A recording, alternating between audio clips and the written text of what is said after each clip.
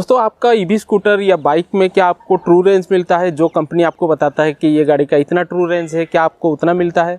अगर नहीं मिलता है तो ये वीडियो को आप शुरू से लेकर आखिर तक जरूर देखिएगा। Hi friends, this is Vibhu Datt from Sahu techno guide. अगर ये वीडियो आप हमारे चैनल में पहली बार देख रहे हैं तो हमारे चैनल को जरूर सब्सक्राइब कीजिए एंड लेटेस्ट वीडियो का नोटिफिकेशन के लिए बेल आइकन को जरूर प्रेस कीजिए। So friend, let's get started.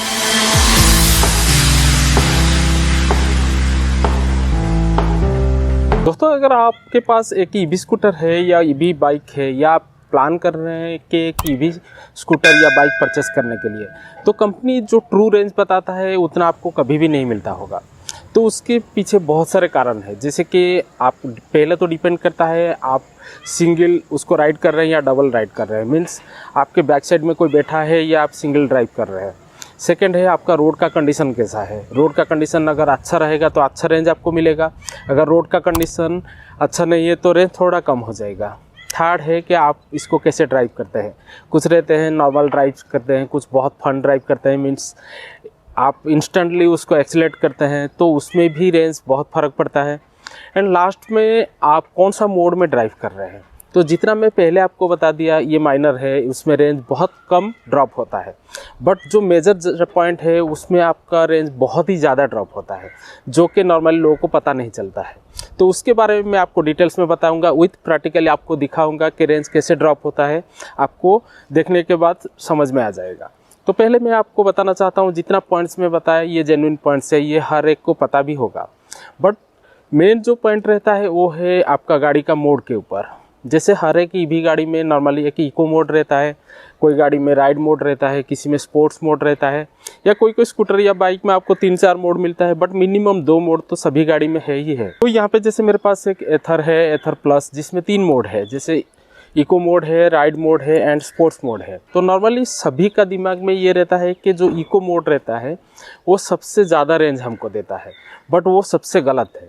अगर आप प्रैक्टिकली देखेंगे तो इको मोड इसीलिए दिया गया है कि आपका रेंज ज़्यादा मिले, बट इको मोड को आप ठीक से ड्राइव करेंगे तो ही आपको अच्छा रेंज मिलेगा। तो ये स्कूटर में इको मोड में जो रेंज है वो 85 का आता है, जबकि इको मोड का जो स्पीड है वो 60 स्पीड है, मैक्सिमम स्पीड। स्कूटर को मैं इको मोड में 20 का स्पीड में चलाता हूँ, मीन्स जो मैक्सिमम स्पीड है उसका 50% या 40% में चलाता हूँ, वो होता है 20 स्पीड।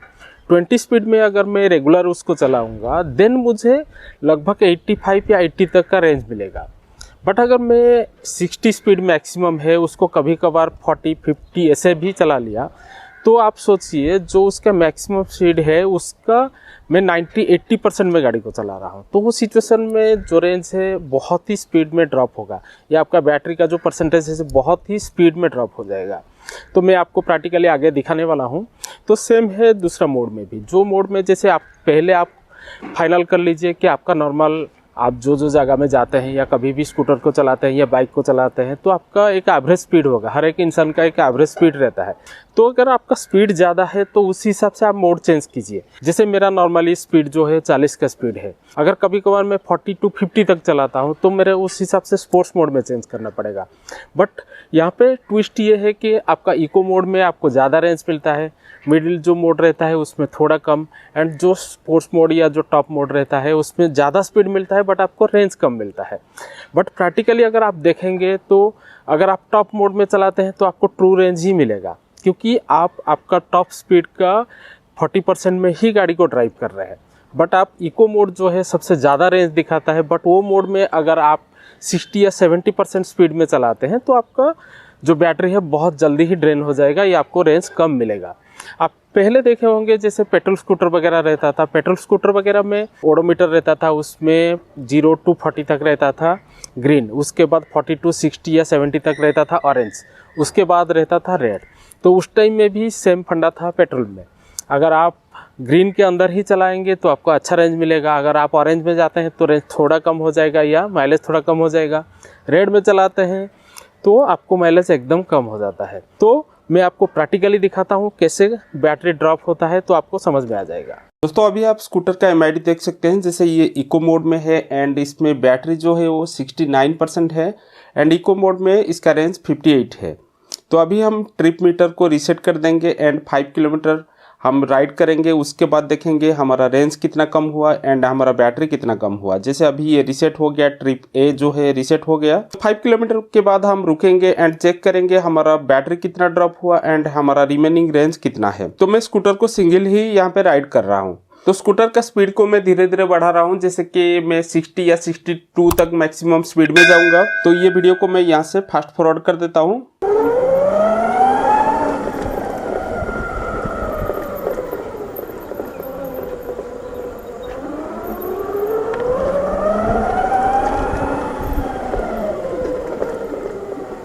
तो अभी लगभग हमारा 5 किलोमीटर हो गया है, तो मैं साइड में गाड़ी को रोक देता हूं। तो यहाँ से MID का क्लोज लुक आप देख सकते हैं। 5.1 किलोमीटर हम ट्रैवल किए हैं। जो बैटरी है ये 62% अभी है एंड हमारा रिमेनिंग रेंज जो है वो 52 है। तो यहाँ से मैं ये डाटा आपको आगे दिखाने वाला हूँ। तो यहाँ से हम स्पोर्ट्स मोड को चेंज करते हैं। स्पोर्ट्स मोड में 39 किलोमीटर का रेंज दिखा रहा है, बैटरी हमारा 62 है। तो अभी ट्रिप बी को हम रिसेट कर देंगे। यहाँ से 0 से हम इसको फिर से 5 किलोमीटर चलाएंगे।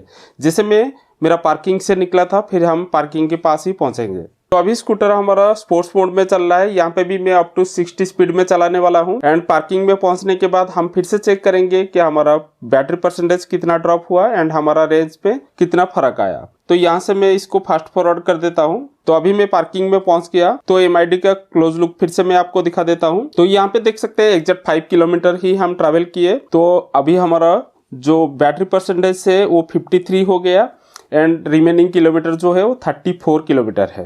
तो अभी मैं टोटल डेटा आपको दिखा देता हूँ। वहां से आपको पता चलेगा कि हमको स्पोर्ट्स मोड में अच्छा रेंज मिला या इको मोड में। जब हम स्कूटर को पार्किंग से शुरू किए थे तब हमारा बैटरी परसेंटेज जो है वो 69% था। रेंज जो है इको मोड में दिखा रहा था 58 किलोमीटर। हम ट्रैवल किए 5.1 किलोमीटर। जैसे ही वहाँ पे पहुँचे तो हमारा बैटरी जो है वो 62% रिमेनिंग दिखा रहा था, मीन्स 7% बैटरी हमारा ड्रॉप हो गया। रेंज वहाँ पे था 52 किलोमीटर इको मोड में, मीन्स यहाँ पे आप देख सकते हैं रेंज हम जाने के टाइम 58 था बट वहाँ पे पहुँचने के बाद वो 52 हो गया। मीन्स हमारा रेंज जो है वो 6 किलोमीटर ड्रॉप हुआ, जबकि हम ट्रैवल किए थे 5.1 किलोमीटर। मीन्स यहाँ पे हमको गैप हो गया 0.9 किलोमीटर का।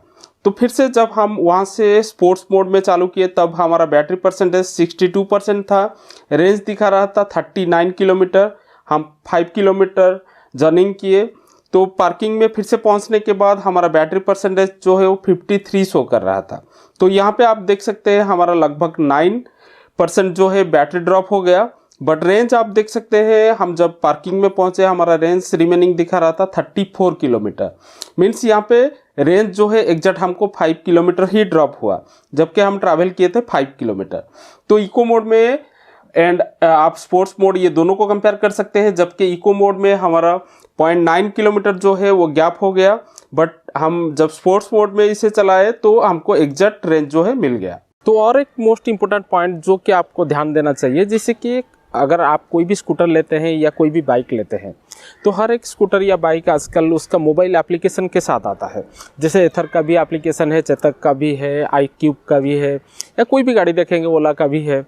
तो उसमें होता क्या है, जैसे कि आपका जो MID है वो कनेक्ट होता है क्लाउड से आपका मोबाइल कनेक्ट होता है। तो आप घर में बैठ के भी जान सकते हैं आपका कितना चार्ज है, गाड़ी कौन सा लोकेशन में है, आप कितना किलोमीटर राइड किए हैं, कौन सा राइड कैसा है, एवरीथिंग आपको आपका मोबाइल फ़ोन का एप्लीकेशन में आ जाता है। बट उसमें भी बैटरी ड्रॉप होता है। तो आपको एक चीज़ ध्यान देना है, जैसे कि अगर आप कोई एक ऐसा एरिया में है जहाँ पे आपका गाड़ी कोई ले सकता है, इधर उधर हो सकता है, देन आप एप्लीकेशन को ऑन रखिए। अगर आपको एक सेफ़ पार्किंग मिला है, जैसे आपका सोसाइटी हो या आपका बिल्डिंग में सेफली गाड़ी है, तो हमेशा जो गाड़ी को शट डाउन कर दीजिए। या जैसे ओला में रहता है हॉलीडेज़ मोड, जो कि ये सिस्टम टोटल शट डाउन हो जाता है, तो उसमें आपका बैटरी बहुत ही सेफ हो जाता है। अगर 4 घंटे के ऊपर आपको गाड़ी को निकालना नहीं है या गाड़ी को चलाना नहीं है, तो सिचुएशन में आप हमेशा उसको ऑफ करके रखिए। ऑफ करके रखेंगे तो आपका बैटरी भी बहुत सेफ हो जाएगा, आपको बार बार चार्ज करने का ज़रूरत नहीं पड़ेगा। एंड जैसे मैं आपको बताया, जैसे आपका जो ट्रू रेंज है या एस्टिमेटेड रेंज है तो भी आपको उतना मिल जाएगा। अगर आप ऑलवेज ऑन करके रखेंगे तो पर डे, जितना मैं खुद रियलाइज़ किया हूँ, पर डे 1% बैटरी आपका ड्रॉप होता ही है। अगर कोई भी जगह में आपको 4 घंटे के बाद ही गाड़ी को चलाना है या गाड़ी को ऑन करना है तो वो जगह में बेटर रहेगा आप शट डाउन कर दीजिए। अगर फ्रीक्वेंटली आपको आना जाना है तो आप ऑन रख सकते हैं। अगर आप कोई भी 1-2 दिन के लिए बाहर भी जाते हैं तो भी इसको शट डाउन कर दीजिए, तो आपका बैटरी बहुत ही सेफ हो जाएगा। तो जितना भी बात मैं बताया आप प्रैक्टिकली खुद उसको आपका गाड़ी के ऊपर एप्लीकेबल कीजिए, आपका राइडिंग स्टाइल चेंज कीजिए, तो डेफिनेटली आपका रेंज बढ़ जाएगा। तो अगर आपके पास एग्जिस्टिंग ईवी स्कूटर या बाइक है तो आप करके एक बार चेक कीजिए। अगर आप एक नया ईवी स्कूटर या बाइक परचेस करने के लिए जा रहे हैं तो ये बात मान के चलिए, तो डेफिनेटली आपको अच्छा रेंज मिल जाएगा। तो आशा करता हूँ ये वीडियो आपके लिए काफ़ी हेल्पफुल रहा होगा। अगर ये वीडियो आपको अच्छा लगा लाइक एंड शेयर ज़रूर कीजिएगा। अभी आप हमको फेसबुक, इंस्टाग्राम एंड ट्विटर में फॉलो कर सकते हैं। तो हमारा सोशल मीडिया का लिंक आपको डिस्क्रिप्शन में मिल जाएगा। तो ऐसे ही देखते रहे हमारा चैनल। Till then stay tuned.